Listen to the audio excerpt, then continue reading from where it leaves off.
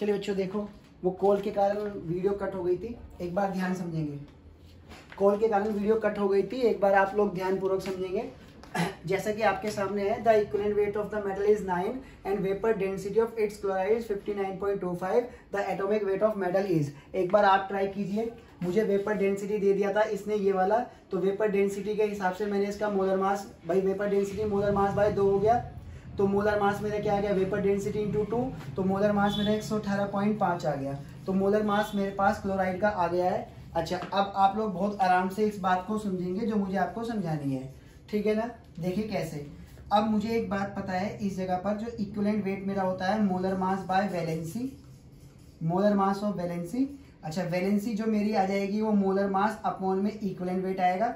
अच्छा जी, अब वैलेंसी मेरी कैसे आएगी जरा ध्यान समझेंगे। मोलर मास कंपाउंड का मेरा कितना है 118.5, ठीक है जी 118.5। इक्विवेलेंट वेट निकालेंगे, इक्विवेलेंट वेट निकालेंगे क्लोराइड का, तो इक्विवेलेंट वेट कैसे निकलेगा, इक्विवेलेंट वेट ऑफ मेटल है मेरा 9, भाई equivalent weight of its chloride. देखिए सबसे पहली बात क्या है, मुझे वेपर डेंसिटी दे रखी थी मेटल के क्लोराइड की जो कि इतनी थी, उससे मैंने मोलर मास निकाल लिया। इक्विवेलेंट वेट था मेरा molar mass upon valency, valency मेरी होगी मोलर मास अपॉन में इक्विवेलेंट वेट। अच्छा, मोलर मास ऑफ क्लोराइड कितना है, molar mass of metal chloride इतना है। अब equivalent weight of metal chloride रखेंगे, equivalent weight of metal chloride रखेंगे, तो इक्विवेलेंट वेट ऑफ मेटल कितना है 9, और इक्विवेलेंट वेट ऑफ क्लोरीन कितना होता है 35.5, तो इसकी जगह मैंने 35.5 रख दिया। इसको हम लोग प्लस करके डिवाइड करके सोल्व करेंगे, तो मेरी वैलेंसी आ गई 2.66।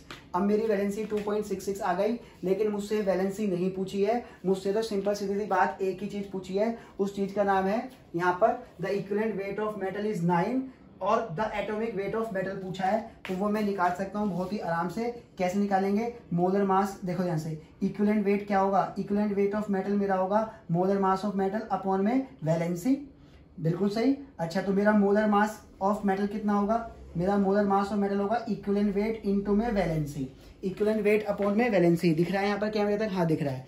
इक्विवेलेंट वेट ऑफ मेटल मेरा कितना है 9, वैलेंसी मेरी कितनी है 2.66। अगर मैं इसको सॉल्व करूंगा तो सॉल्व करके जो मेरा आंसर आ जाएगा 23.6 या 23.9, इन दोनों में से एक आएगा। तो मैं बता देता हूँ 6×9 = 54, ठीक है ना। एक बार मैं इसको सोल्व कर देता हूँ कैलकुलेटर से, एग्जैक्ट आंसर मैं आपके सामने रख दूंगा क्योंकि ऑप्शन बहुत ही क्लोज है। तो इसको सोल्व करने पर मेरा आ जाएगा 23.9, तो 23.9 मेरा सोल्व करने पर आ गया, यानी कि ए मेरा आंसर हो गया, ठीक है जी 23.9 मेरा आंसर आ गया। तो आपको ये 23.9 दिख रहा है, हाँ दिख रहा है, बिल्कुल सही। अब इसी के साथ 82 के मुख्य समाचार खत्म होते हैं। 82 के बाद हम लोग अब अगला क्वेश्चन करेंगे, ध्यानपूर्वक देखिए। 82 के बाद अगला जो क्वेश्चन आएगा, 82 के बाद अगला जो क्वेश्चन है वो है 81। 81 को आप ध्यानपूर्वक समझेंगे।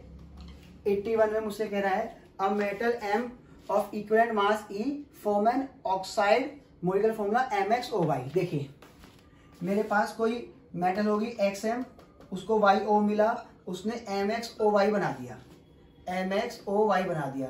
इसके ग्राम इक्विवेलेंट बराबर इसके ग्राम इक्विवेलेंट बराबर में इसके ग्राम इक्विवेलेंट।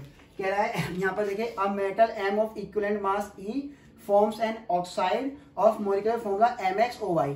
MXOY का मतलब है मेटल मेरी X होगी और ऑक्सीजन मेरी Y होगी, बात क्लियर।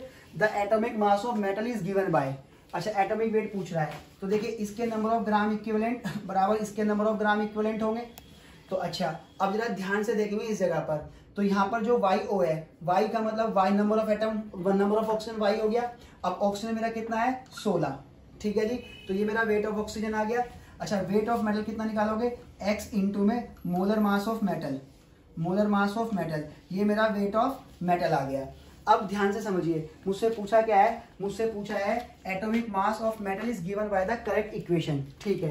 साथ ही साथ इस क्वेश्चन के अंदर मुझे कह रहा है अब metal M of equivalent weight E, इसका इक्विवेलेंट वेट E है, मुझे मेटल का इक्विवेलेंट वेट दे दिया, मुझे मेटल का इक्विवेलेंट वेट दे दिया E, तो मैं जानता हूँ इसके ग्राम इक्विवेलेंट बराबर इसके ग्राम इक्विवेलेंट होंगे। इसके ग्राम इक्विवेलेंट कैसे होगा, इसका वेट अपॉन में इसका वेट अपॉन में इसका इक्विवेलेंट वेट, तो यानी कि इसका वेट कितना है, इसका वेट है X इंटू में molar mass of, X into में molar mass of metal upon में इक्विवेलेंट वेट, X को मैंने ऐसे छोटा लिख दिया, अपॉन में इक्विवेलेंट वेट ऑफ मेटल जो कि मुझे ई दे रखा है, साथ ही साथ ऑक्सीजन का वेट कितना है 16y और इक्विवेलेंट वेट ऑफ ऑक्सीजन कितना है 8। तो 8 दूनी 16 कट गया।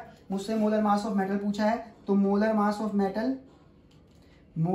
ऑफ मेटल आपके सामने देखो क्या आने वाला है, ये 2y हो गया, 2y हो गया।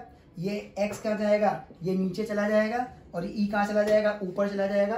तो 2y/x इंटू ई, 2y/x इंटू ई। तो मेरे हिसाब से आंसर ए आ गया, मेरे हिसाब से आंसर ए आ गया। इसी के साथ अब हम लोग आगे पढ़ेंगे। अगले क्वेश्चन 80 को आप ध्यानपूर्वक देखिए। अगले क्वेश्चन 80 को आप ध्यानपूर्वक देखिएगा क्या कहना चाह रहा है। 80 में मुझसे क्या कहना चाह रहा है, 80 में मुझसे कहना चाह रहा है द फॉर्मूला मास ऑफ मोहर सॉल्ट 392। देखिए मोहर सॉल्ट का मैं आपके सामने फॉर्मूला लिख देता हूँ। मोहर सॉल्ट मेरा होगा NH4 का होल ट्वाइस FeSO4 का होल ट्वाइस